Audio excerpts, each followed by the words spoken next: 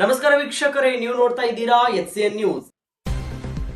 ಸಂಕೇಶ್ವರದಲ್ಲಿ ಜಗದ್ಗುರುಗಳ ಜನ್ಮದಿನದ ಅಂಗವಾಗಿ ಜುಲೈ 28ರಂದು ಸಾಮಾಜಿಕ ಸೇವಾ ಕಾರ್ಯಕ್ರಮಗಳು. ಸಂಕೇಶ್ವರದ ಶ್ರೀ ಶಂಕರಾಚಾರ್ಯ ಮಠದ ಪೀಠಾಧೀಶ್ವರರಾದ ಜಗದ್ಗುರು ಶ್ರೀ ಸಚ್ಚಿದಾನಂದ ಅಭಿನವ ವಿದ್ಯಾನರಸಿಂಹ ಭಾರತಿ ಮಹಾಸ್ವಾಮೀಜಿಗಳ ಜನ್ಮದಿನದ ಅಂಗವಾಗಿ ಜುಲೈ 28ರಂದು ಶ್ರೀಮಠದಲ್ಲಿ ವಿವಿಧ ಸಾಮಾಜಿಕ ಸೇವಾ ಕಾರ್ಯಕ್ರಮಗಳನ್ನು ಹಮ್ಮಿಕೊಳ್ಳಲಾಗಿದೆ.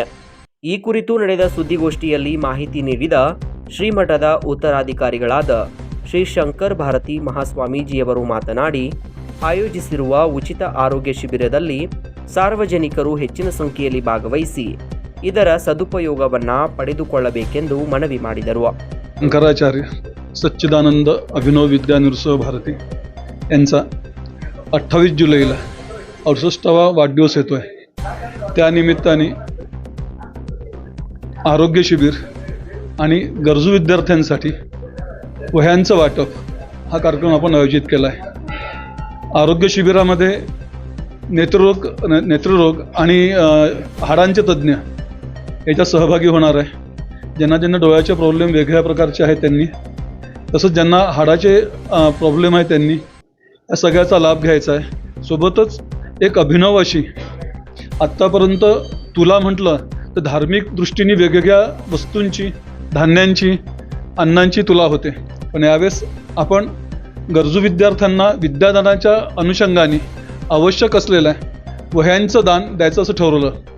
त्या अनुषंगाने महाराष्ट्रींचं आपण वही तुला करणार आहे.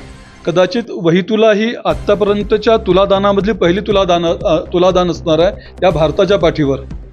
तर आपण त्या ज्या काही वह्या येतील त्या वह्या अनेक शैक्षणिक बॅग, ज्या वह्या ठेवायला, पुस्तक ठेवायला एक बॅगची गरज प्रत्येकाला असते, त्या अनुषंगाने एक बॅग आपण देणार आहोत.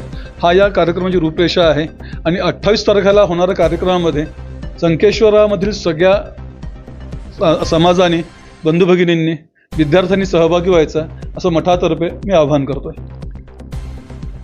ಈ ಸಂದರ್ಭದಲ್ಲಿ ಬ್ರಾಹ್ಮಣ ಸಮಾಜದ ಅಧ್ಯಕ್ಷರಾದ ಸುಹಾಸ್ ಕುಲಕರ್ಣಿ ಅವರು ಮಾತನಾಡಿ, ಈ ವರ್ಷದ ತುಲಾಭಾರ ಕಾರ್ಯಕ್ರಮವನ್ನು ವಿಶೇಷ ಪರಿಕಲ್ಪನೆಯೊಂದಿಗೆ ನಡೆಸಲಾಗುತ್ತಿದೆ ಎಂದು ತಿಳಿಸಿದರು. ಸಾಂಪ್ರದಾಯಿಕ ವಸ್ತುಗಳ ಬದಲಿಗೆ ಶಾಲಾ ಬ್ಯಾಗ್ಗಳು, ನೋಟ್ ಪುಸ್ತಕಗಳು ಹಾಗೂ ವಿದ್ಯಾರ್ಥಿಗಳಿಗೆ ಅಗತ್ಯವಾದ ಶೈಕ್ಷಣಿಕ ಸಾಮಗ್ರಿಗಳಿಂದ ಸ್ವಾಮೀಜಿಯವರ ತುಲಾಭಾರ ನೆರವೇರಿಸಲಾಗುತ್ತದೆ. ಬಳಿಕ ಆ ಸಾಮಗ್ರಿಗಳನ್ನು ಆರ್ಥಿಕವಾಗಿ ಹಿಂದುಳಿದ ಹಾಗೂ ಬಡ ವಿದ್ಯಾರ್ಥಿಗಳಿಗೆ उचितವಾಗಿ वितरिಸಲಾಗುವುದು ಎಂದರು.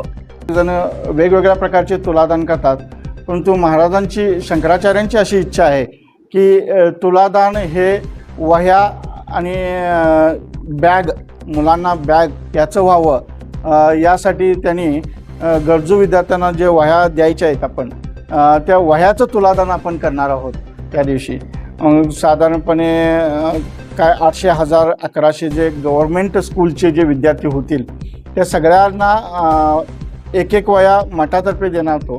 त्याचबरोबर आता डॉक्टर असोसिएशननं पण आपल्याला सांगितलं, त्यांनीसुद्धा सर्वजणी प्रत्येक विद्यार्थ्याला 3 वह्या आणि एक सॅक, एक बॅग त्याची द्यायचा असा आम्ही संकल्प केलेला आहे.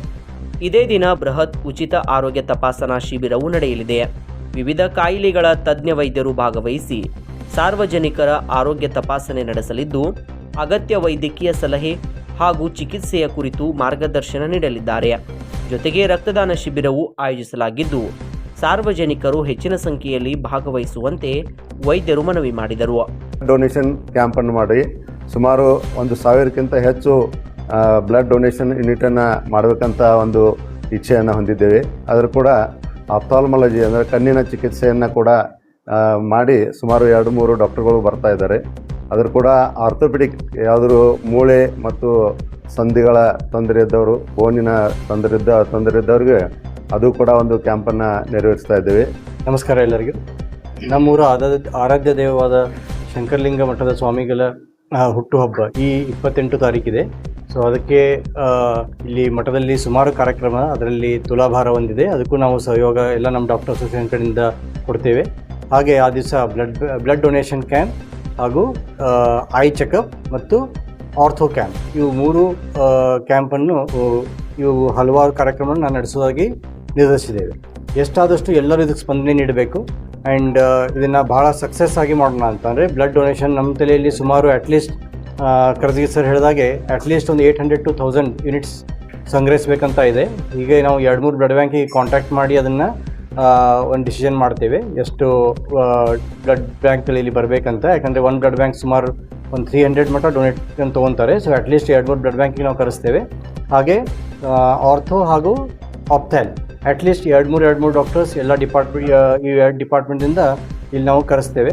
ಹಾಗಾಗಿ ಎಲ್ಲರೂ ಬಂದು ಇದಕ್ಕೆ ಸದುಪಯೋಗ ತೊಗೋಬೇಕು.